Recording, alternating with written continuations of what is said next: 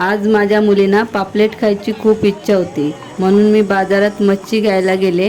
पण आज पापलेटची साईज खूप छोटी मिळाली. तरीही मुलींना पाहिजे म्हणून मी ती घेतली.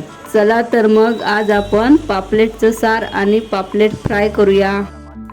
पापलेट कापून स्वच्छ साफ करून 3 वेळा पाण्याने स्वच्छ धुवून घेतले. आता स्वच्छ धुतलेले पापलेट एका डब्यामध्ये ठेवू. त्याला अर्धा तास मीठ लावून मुरण्यासाठी ठेवून देऊ. तोपर्यंत सारासाठी लागणारे वाटण तयार करू. वाटण तयार करण्यासाठी अर्ध्या वाटीपेक्षा थोडे जास्त ओले खोबरे घेऊ. त्यात एक छोटा कांदा स्वच्छ धुवून उभा चिरून घेऊ. आल्याचा छोटा तुकडा स्वच्छ धुवून चिरून घेऊ. 8 लसूण पाकळ्या सोलून बारीक चिरून घेऊ. 2 टोमॅटो स्वच्छ धुवून बारीक चिरून घेऊ. प्रथम 12 संकेश्वरी सुकी मिरची 2 तुकडे करून स्वच्छ धुवून भिजत घालू. त्यामध्ये 1 चमचा धनेही भिजत घालू. त्यामुळे वाटण बारीक आणि छान वाटते. तुम्हाला जास्त तिखट पाहिजे असेल तर तुम्ही मिरचीचे प्रमाण वाढवू शकता. आता मिक्सरच्या भांड्यात भिजवलेली संकेश्वरी सुक्या मिरच्या, धने, ओले खोबरे, कांदा, आल्याचा तुकडा, लसूण पाकळ्या, टोमॅटो, हळद, थोडेसे पाणी घालून बारीक वाटून घेऊ. पाणी गरजेनुसार अजून घालू शकता. आपले वाटण आता तयार झाले आहे. वाटणाचा रंगही छान आला आहे. सारासाठी 4 तुकडे काढून घेऊ. गॅस चालू करून टोप तापत ठेवू. टोप चांगला तापला की त्यात 2 चमचे तेल घालू. तेल गरम झाल्यावर 10 कढीपत्त्याचे पाने घालू.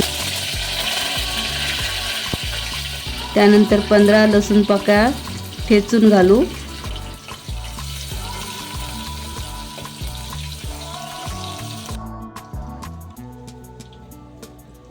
लसूण सोनेरी रंगावर परतले की तयार केलेले वाटण फोडणीत घालून झाकण ठेवू.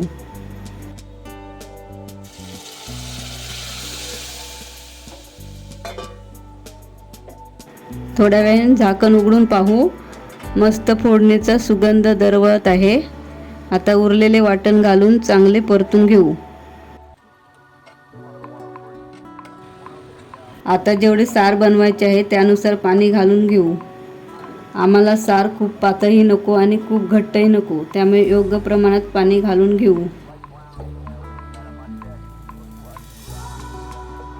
चवीपुरते मीठ घालू. 10 कोकम घालू. तुमच्याकडे असलेले कोकम किती आंबट आहे त्यानुसार त्याचे प्रमाण कमी जास्त करू शकता. कोकमऐवजी चिंचेचा कोळ वापरू शकता. कैरीचा हंगाम असेल तर कैरीही वापरू शकता. पापलेट सारामध्ये टाकू. आता गॅस बारीक करून झाकण ठेवू. 10 मिनिटं मंद आचेवर शिजू देऊ. आता झाकण उघडून पाहूया. छान उकळी आली आहे आणि पापलेटही मस्त शिजले आहे. आता पापलेटचे सार एका छोट्या वाडग्यात काढून घेऊ. तुम्हाला आवडत असेल तर बारीक चिरलेली कोथिंबीर घालू शकता. आमच्या कोकणात याला पापलेटचे सार म्हणतात. तुमच्या भागात याला काय म्हणतात? पापलेटची आमटी, पापलेटचा रस्सा की आणखी काय वेगळं नाव असेल तर कमेंट करून नक्की सांगा. तर स्वादिष्ट पापलेटचे सार तयार आहे. आता पापलेट फ्रायची तयारी करूया. पापलेट धुवून मीठ लावून अर्धा तास झालेले आहे. आता आपण झाकण उघडून पाहूया. पापलेटला आधीच मीठ लावले होते त्यामुळे पाणी सुटले आहे. ते आता आपण एका दुसऱ्या भांड्यात नितळून घेऊ. आता पापलेट फ्रायच्या मसाल्याची तयारी करूया. पहिली पेस्ट बनवून घेऊ. पेस्ट बनवण्यासाठी आल्याचा एक छोटा तुकडा स्वच्छ धुवून बारीक चिरून घेतला. लसूण 10 पाकळ्या सोलून बारीक चिरून घेतल्यात. कोथिंबीर थोडीशी. हे सर्व साहित्य मिक्सरमध्ये बारीक वाटून घेऊ.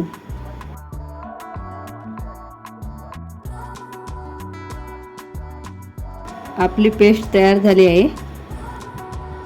पापलेटला सर्वप्रथम तयार केलेली आले लसूण कोथिंबीर पेस्ट सर्व बाजूने व्यवस्थित लावून घेऊ.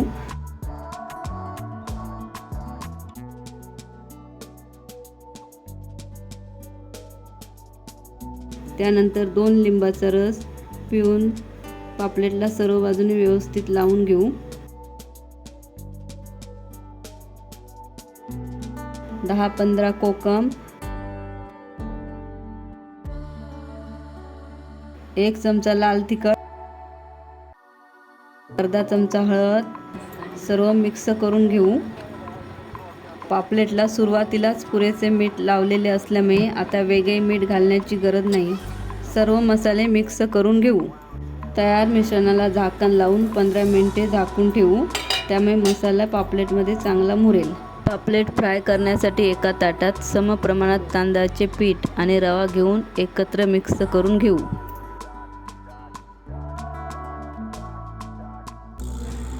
एक चमचा लाल तिखट, त्यामध्ये अर्धा चमचा हळद किंवा फिश मसाला तुमच्या आवडीनुसार, चवीपुरते मीठ घालून सर्व साहित्य छान एकजीव करून घेऊ. तुम्हाला तिखटाचे प्रमाण वाढवायचे असेल तर तुम्ही अजून मसाला वाढवू शकता. आता गॅस चालू करून तवा मध्यम आचेवर चांगला तापत ठेवू. तोपर्यंत मुरत ठेवलेले पापलेट तयार केलेल्या पिठाच्या मिश्रणात दोन्ही बाजूने व्यवस्थित घोळून घेऊ, जेणेकरून मसाल्याचा आणि पिठाचा एकसारखा थर पापलेटला लागेल.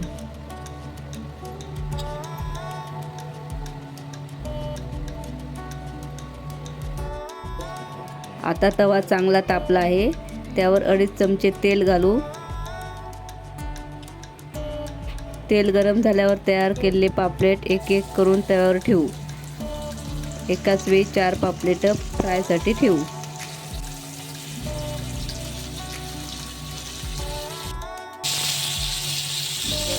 पापलेट एका बाजूने छान सोनेरी रंगावर भाजून झाल्यावर हलक्या हाताने पलटून घेऊ.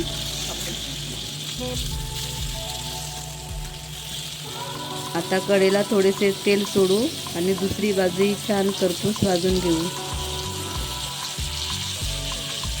त्यानंतर पुन्हा एकदा पलटी करून दोन्ही बाजूने एकसारखी कुरकुरीत आणि सोनेरी होईपर्यंत फ्राय करून घेऊ. आता खरपूस फ्राय झालेले पापलेट जाळीदार प्लेटवर काढून घेऊ. त्यामुळे जास्तीचे तेल निघून जाईल. पापलेट जास्त वेळ कुरकुरीत राहील. उरलेले सर्व पापलेटही याच पद्धतीने एकामागोमाग एक फ्राय करून घेऊ. आता गरमागरम आणि खरपूस फ्राय झालेली पापलेट सर्विंग प्लेटमध्ये काढून घेऊ. आजच्या ताटात गरमागरम चपाती, पापलेट फ्राय, भात आणि पापलेटचे सार आहे. तुम्हाला आवडत असेल तर यासोबत कांदा आणि लिंबाची फोडही घेऊ शकता. हे स्वादिष्ट ताट नक्की करून पहा आणि तुम्हाला कसे वाटले ते कमेंट करून नक्की सांगा. माझ्या मम्मीचा व्हिडिओ आवडला असेल तर लाईक करा, सबस्क्राईब करा आणि नवीन व्हिडिओच्या नोटिफिकेशनसाठी बेल आयकॉनवर क्लिक करा आणि तुमच्या मित्रमैत्रिणींना आणि नातेवाईकांना शेअर करा. धन्यवाद.